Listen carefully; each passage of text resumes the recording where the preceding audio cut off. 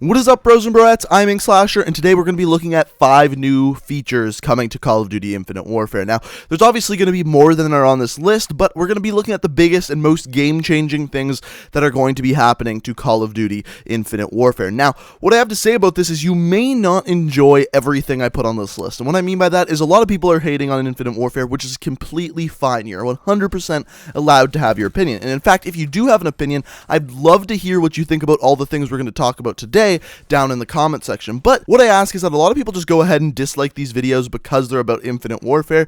But all I ask is if you enjoyed the video and you like what you see here, if you hit that like button, it's always greatly appreciated. But let's get into talking about the 5 things that are going to be changing in Infinite Warfare. The first new feature is so simplistic and it's never been in a Call of Duty game before, and that is a health bar. And I don't really know why this one was never in a Call of Duty game.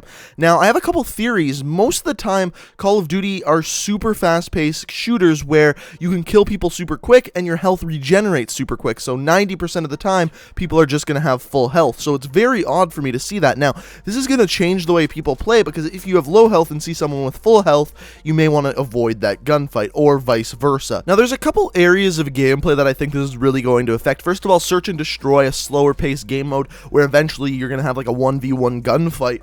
That is very important to know what the other person's health is going to be. Now, on top of that, for competitive games, this is going to be huge because you're going to be able to call out exactly how much health someone has left, whether they have half of a health bar or a full health bar. You'll always be able to call that out to your teammates. Now, health bars are normally in first-person shooters, which have 2 things: a shooter where people have a lot of health, or 2, a shooter where health doesn't regenerate. Now, we know health regenerates in Call of Duty, but I'm wondering, since they're adding in health bars and making that more of a big deal, are they going to have slower health regeneration, or are players going to have more health than we're used to having in a Call of Duty game? I don't know any of that. It just makes me wonder when I see a health bar, are they going to make changes to the health system as well?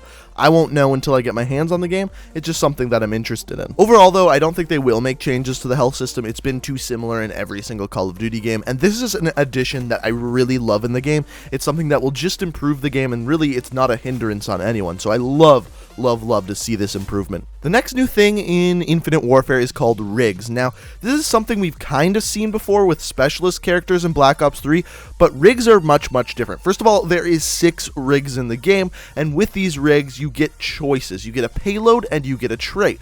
The payload is like a specialist weapon, something like the Scythe or something like the War Machine that we saw in Black Ops 3. The trait is a little bit different. It's passive. It's something that you can do throughout the game. For example, one of them is you regenerate health faster. One of them, you can slide further. So one of them is an active ability and one of them is a passive ability. The payload being the active and the passive being the trait. Now, with this, there is the 6 characters that you've seen on screen, and with these 6 characters, there is over 50 options which you can choose. So what I mean by that is there's 50 different combinations of payloads and traits. Now, this is interesting, but it's going to be very difficult for them to balance. Because there's so many combinations, there may be something that's overpowered and they've overlooked. So what this means, if we compare this to something like Black Ops 3, for an example, we had 9 specialist characters, and each specialist character had an ability or a weapon, which means that there's 18 total options. With this, there is over 50, and the more things that are in the game, the more of a chance there is of something being overpowered. I hope it isn't, but it's going to be very difficult for them to get that exact balancing with over 50 options for this. But overall, I think this is something pretty cool they're adding to the game. It's a little bit different, a little bit intuitive, and I like to see that in my video games. So far everything I said has been pretty positive. Now we're going to kind of look at something that I'm not so excited about, and that is the crafting system and weapon variants. Now, with this one, it's a very slippery slope. We've seen supply drops before in the game. This is kind of similar. We don't know how exactly the crafting system will work 100%, but what we do know is that there is going to be salvage in the game, and simply by playing the game, you can receive salvage and craft weapons with that. Also, we know that we can dismantle weapons into salvage and then use that salvage to craft other weapons. This part is good. I like that idea, that there's a crafting system and a way of building the weapons you actually want instead of it just being completely random. The problem is is that there was 100% going to be some sort of supply drop system that makes getting these weapons much easier and getting them through just doing salvage and playing the game extremely grindy. However, I am happy that they are doing this in a way where you're actually able to choose your weapons and it's not 100% completely random. Now, there's 4 different tiers of weapons, starting with common, uncommon, rare, and then epic, or at least it's something like, actually I think it's legendary and then epic, or at least something along those lines, something similar to the Destiny loot system that we've seen before. Now, the problem I have with this isn't that there's going to be supply drops, it isn't that it's any of that. There's going to be over 100 weapons in this game with the different weapon variants, and the problem I have with the weapon variants is, as of right now, when you get a better weapon, so for example, let's say you get a legendary version of an AK-47, so you have the regular AK-47 and the legendary version. These variants just have positive effects on them, so by receiving the legendary version, nothing negative happens to that AK-47, only positive things that happen, which means the players that play more will be at an advantage because every single weapon that they receive is going to be better than the base weapon. For example, some of the things we've seen is that some weapons will grant bonus score in game, so instead of getting 100 points per kill, you'll get 110, which means that player will get more score streaks. Others have reduced recoil, others have tactical nukes equipped to that weapon, which we'll talk about in a second.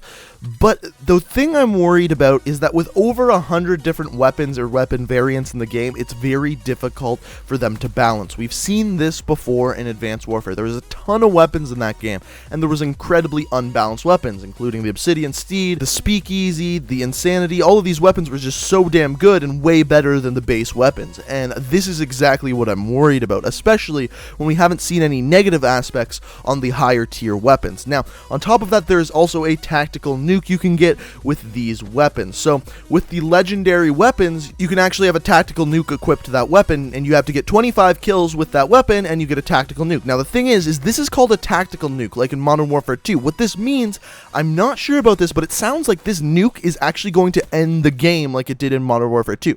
I am not sure about that. I'm not sure if it'll just kill everyone on the other team, or I'm not sure if it will just completely end the game like it did in Modern Warfare 2.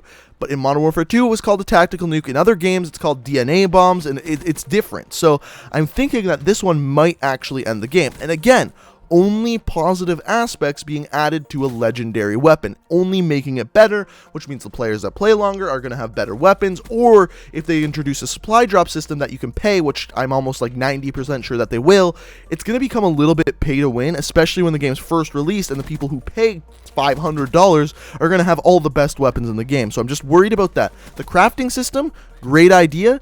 It's just a super slippery slope. So the next two things we're going to go through a little bit quicker. The next one is equipment. Equipment in this game is out of this world, literally. Like, there is black hole generators, there is throwing knives that explode when they hit. Like, there is just an insane amount of equipment, and again, I think this is a bad thing. We've seen in the past, especially with Infinity Ward's games, that when they have explosives and tons of explosives, it really ruins the game. Remember noob tubes? Remember one-man army noob tubes?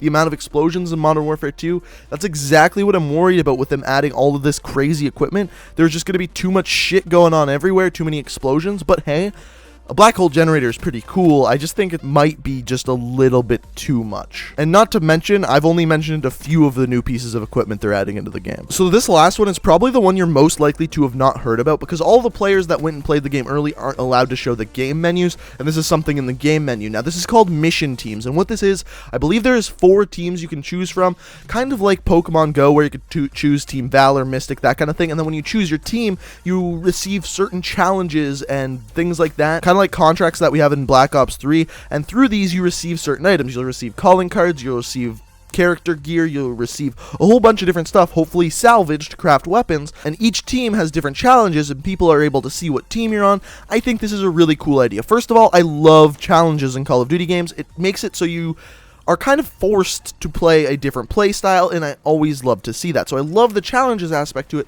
Also, kind of adding teams to it adds a competitive nature to it, and I think this is overall a really good idea. Another thing, kind of like the health bars, that will not hinder the game, it'll only add to the game and make it a better game. And that's the stuff I like to see added to Call of Duty. So overall, these are 5 new things coming to Call of Duty Infinite Warfare. You may not love them, you may hate them, you may love them. I don't know. Let me know down in the comment section below. But all I ask is if you enjoyed the video and like what you saw, it'd be fantastic if you could leave a like rating. It always helps out the channel. Also, if you like the Call of Duty content I create, I upload a new video every single day of the week, and if you want to stay informed about when those videos go up, the best way to do so is hit that subscribe button. You'll be informed whenever I upload a video. So thank you so much for watching. I hope all of you enjoyed. You can check out my Twitch, Twitter, and Let's Play channel down in the description. Thank you so much for watching. I love every single one of you, and until next time, peace out.